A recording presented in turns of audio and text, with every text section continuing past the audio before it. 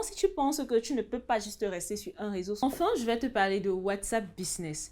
Et la chose que je vais te demander de ne pas faire avec WhatsApp Business, c'est de rendre ton WhatsApp éphémère. Donc, les personnes qui ont les WhatsApp veulent vendre en ligne et ont des WhatsApp éphémères, c'est-à-dire quoi? Chaque 24 heures, toutes les conversations que tu as eues, ça se supprime. C'est pas le plus intéressant.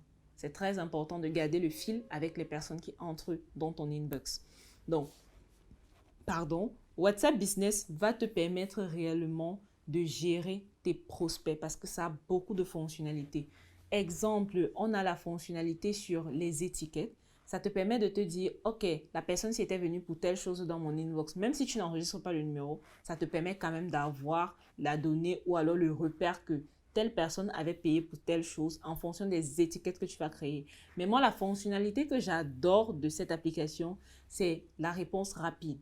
Parce que quand tu crées une communauté en ligne, forcément, beaucoup de gens vont commencer à te suivre.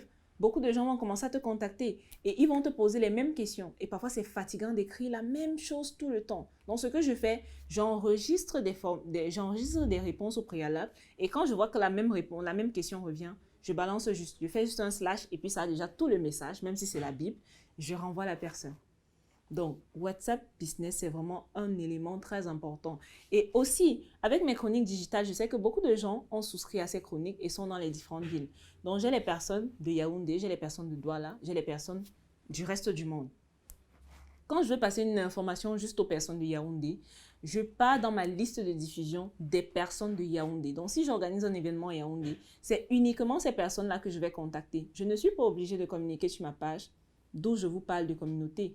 Je ne suis pas obligée d'aller voir les différentes communautés où je suis, de communiquer sur ça. Non, je vais remplir ma salle juste avec ma liste de diffusion et parce que je prends la peine d'animer mes statuts régulièrement. Ils voient mes statuts, ils voient que je vis, ils voient que je suis un être humain.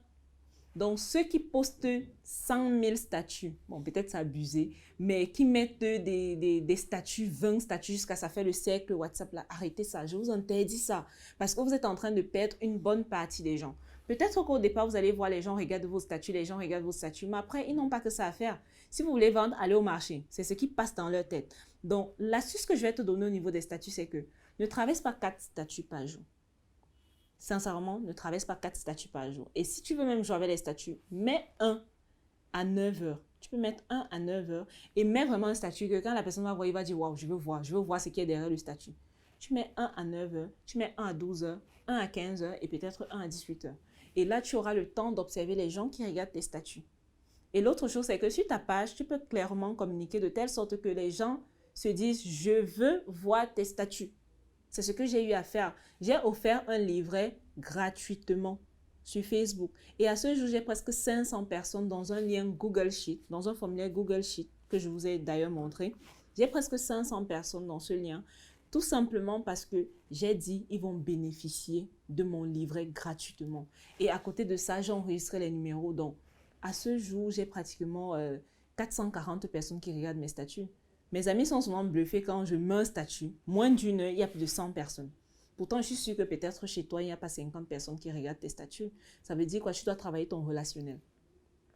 C'est simplement ça. Tu dois travailler ton relationnel. Tu dois être extraverti si tu veux gagner de l'argent. Les timides ne gagnent pas d'argent. Oui, je vais me prendre l'exemple de Mark Zuckerberg et tout, mais ce sont des cas exceptionnels. Ce sont des cas exceptionnels et ce sont des geeks.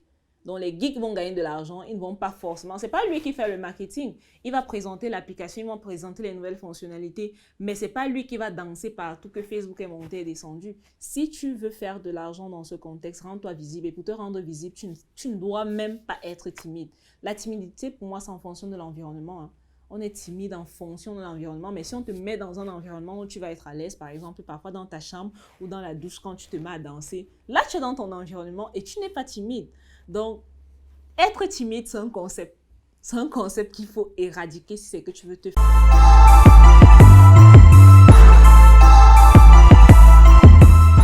faire 1 million